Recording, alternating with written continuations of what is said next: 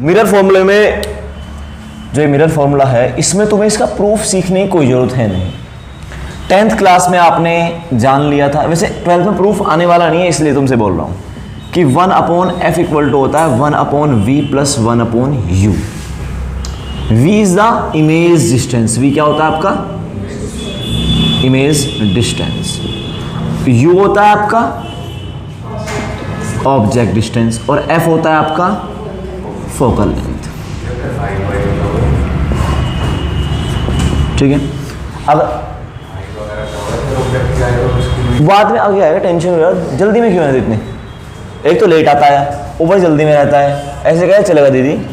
सुनो, object distance, object distance होता है जी u, हमने मान लिया जी अगर मिरर के ऑब्जेक्ट लेफ्ट में रखा हुआ है, ये मिरर है मान लो, ऑब्जेक्ट रखा लेफ्ट में तो u कैसा होगा नेगेटिव। अगर इसकी इमेज भी लेफ्ट में बन गई तो v भी कैसा होगा नेगेटिव। फॉर्मूला यही रहेगा, वैल्यूज पुट करोगे तो साइन के साथ करोगे। ठीक है, उसके बाद जी मान लो अगर ऑब्जेक्ट रखा है लेफ्ट में और इमेज बन गई राइट में तो v कैसा हो जाएगा पॉजिटिव। समझ में आई बात तुमको। दूसरी बात, ऑब्जेक्ट रखा है लेफ्ट में, इमेज बनी राइट में, v पॉजिटिव u नेगेटिव। इसके बाद आपने बोला जी अगर इमेज मान लो यहां बनी तो v तो नेगेटिव है ही क्योंकि इमेज यहां बनी है, ऑब्जेक्ट ये रहा, लेकिन इसकी जो हाइट है साइज है वो नीचे है तो आपने बोला तो -h किसकी इमेज की और ये ऊपर है तो +h ऑब्जेक्ट की। समझे कि नहीं समझे।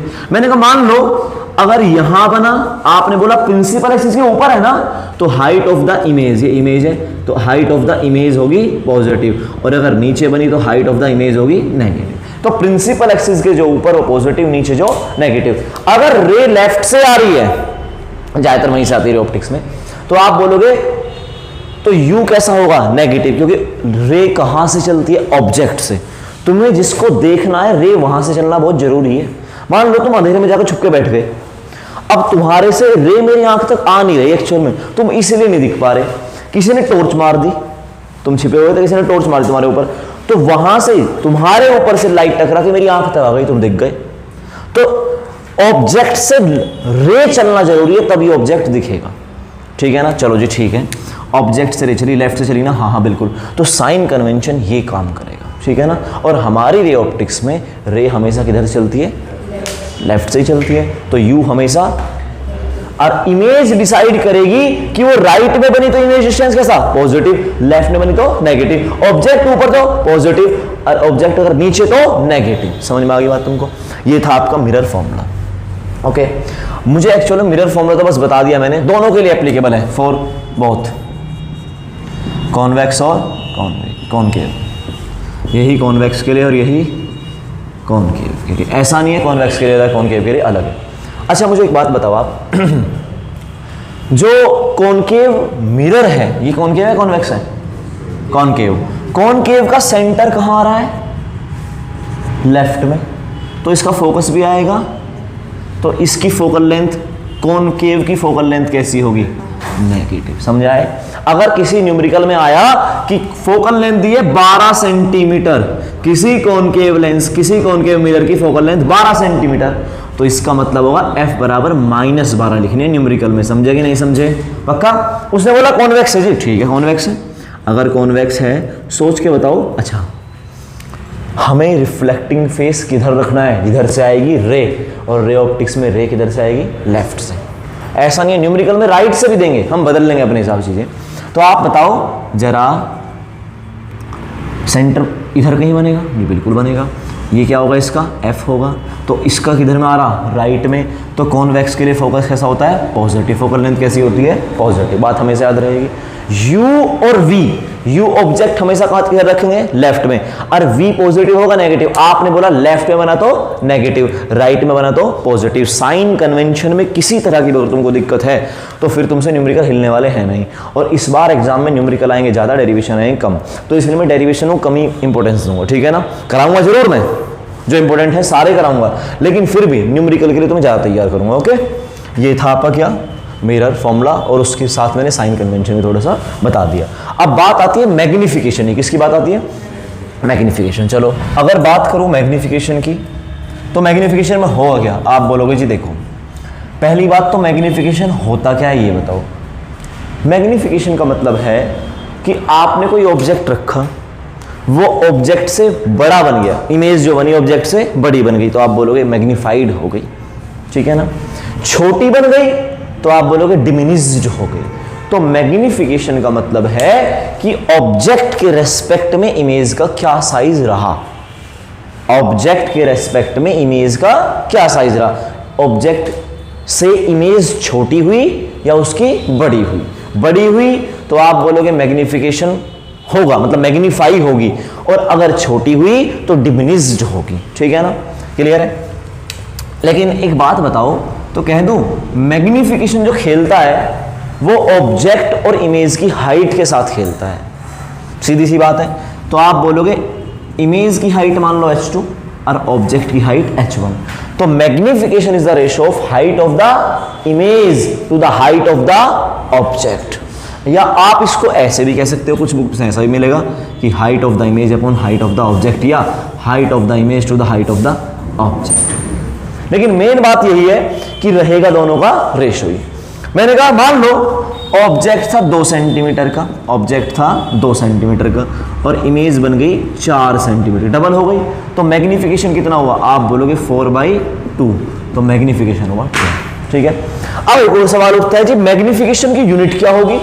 आपने बोला ये अपने आप में क्या है, हाइट, ये भी अपने आप में क्या है, हाइट, ये भी इसमें सेंटीमीटर, ये भी इसमें सेंटीमीटर सेंटीमीटर सेंटीमीटर है, तो यूनिट लेस। कैसा हुआ, यूनिट लेस। सिर्फ ये बताएगा अगर कहीं पे आ गया m बराबर 2 तो इसका मतलब इमेज कितने टाइम्स मैग्नीफाइड हुई, 2 टाइम्स, ठीक है ना। अगर मैं तुमसे कहूं मान लो ये 2 की जगह जो ऑब्जेक्ट इमेज की हाइट है वो 6 सेंटीमीटर हो जाती है, ऑब्जेक्ट था ये, इमेज हो गई ये, तो आप ये बोलोगे तो मैग्निफिकेशन बराबर होगा 6/2, तो कितना होगा बेटा 3। समझ में आ गई बात तुमको, पक्का। लेकिन सुनो आगे एक लोचा आएगा, लोचा क्या आएगा कि मान लो किसी ने कह दिया कि m बराबर प्लस के 3 है, किसी ने कह दिया m बराबर -3, तो प्रॉब्लम यहां आने वाली है। देखो ये कैसा है +3, ये कैसा है -3। आप मुझे ये बताओ पहला केस और ये दूसरा केस,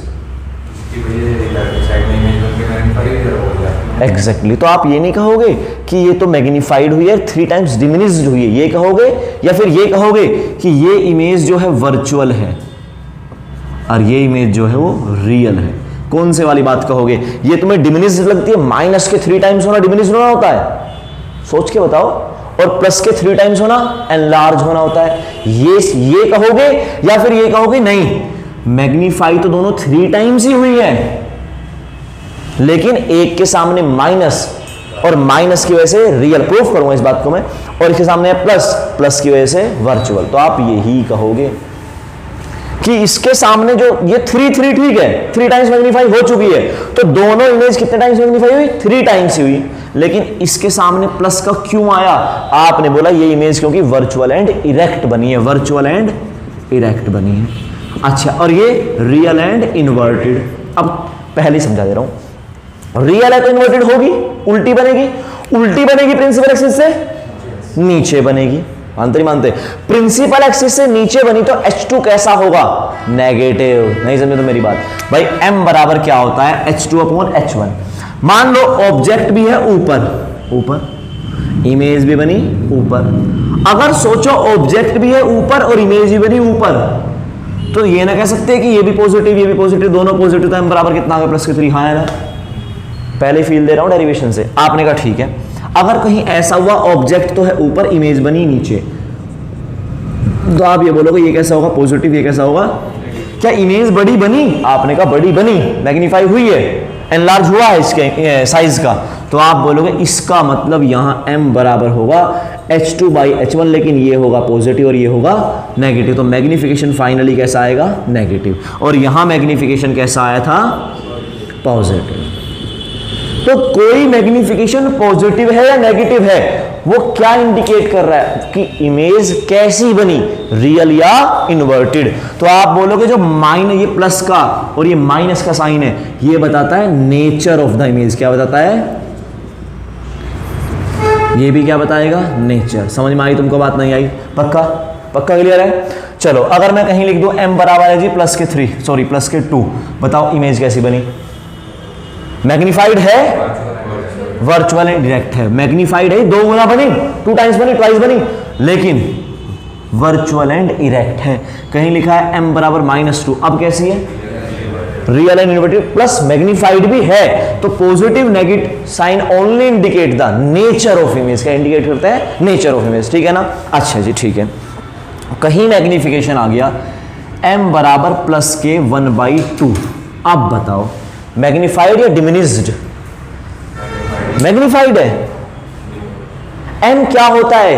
m होता है कितने टाइम्स इमेज का साइज है ऑब्जेक्ट से, आधा टाइम है, तो इसका मतलब क्या हुआ? हाफ ना होगी इमेज। अच्छा, ऑब्जेक्ट का साइज नहीं पता बेटा, यहाँ कहाँ ऑब्जेक्ट का साइज दिया था? यहाँ तो बड़े फटाफट कह रहा था 3 टाइम्स हो गई यहाँ भी कह रहा था 2 टाइम्स हो गई, यहाँ तो ना देना ऑब्जेक्ट का साइज, ठीक है बेटी?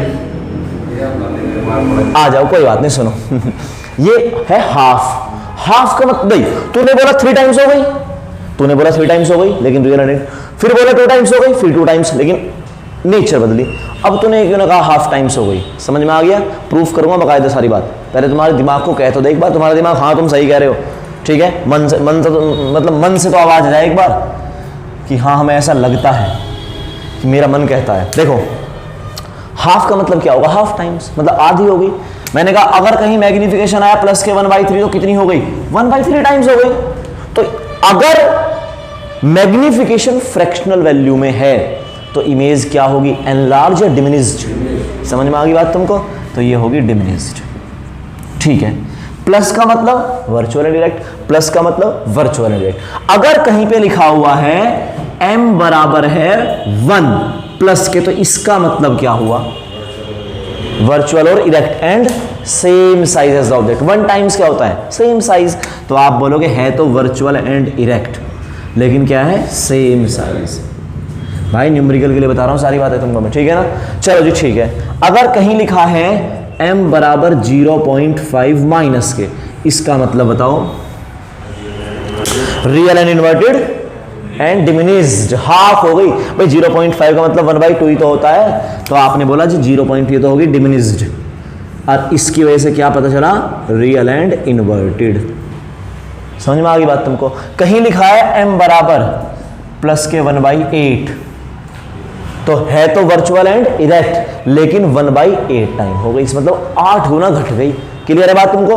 तो अगर फ्रैक्शनल वैल्यू आई तो इमेज क्या हो चुकी? छोटी। किससे? ऑब्जेक्ट से। कितने टाइम्स? उतने ही टाइम्स जो फ्रैक्शनल वैल्यू है। मान लो m बराबर आया 8/4 प्लस के, तो बताओ छोटी हुई बड़ी हुई? Enlarge diminished? फ्रैक्शनल वैल्यू ना, अजय 2 ही तो है, तो आप बोलोगे मैग्नीफाइड हुई 2 times plus virtual and direct तो है ही। क्या तुमको मैग्निफिकेशन से समझ में आ गया? क्लियर है? प्रूफ करा दूंगा एक बार। मैं तुमसे एक बात कहूं, ना कराऊं प्रूफ, क्योंकि मैग्निफिकेशन का न्यूमेरिकल नहीं आने, डेरिवेशन नहीं आएगा, न्यूमेरिकल आएगा। तुम्हें बताऊं मैं कुछ न्यूमेरिकल तुम्हारे यहाँ फिक्स है, वो derivation, lens maker, real depth, apparent depth, और प्रिज्म, और टेलीस्कोप और माइक्रोस्कोप जो भी हैं, मतलब optical instrument, lens maker, real depth, apparent depth, और एक दो डेरिवेशन और हो सकते हैं, लेकिन ये 10th का पार्ट है, ठीक है ना। तुमको मैंने सवाल में कहीं भी अगर तुम्हारे सामने मैग्निफिकेशन बता दिया, तुम क्या समझ सकते हो इस बात को? क्लियर है बात तुम्हें? पक्का? चलो जी ठीक है।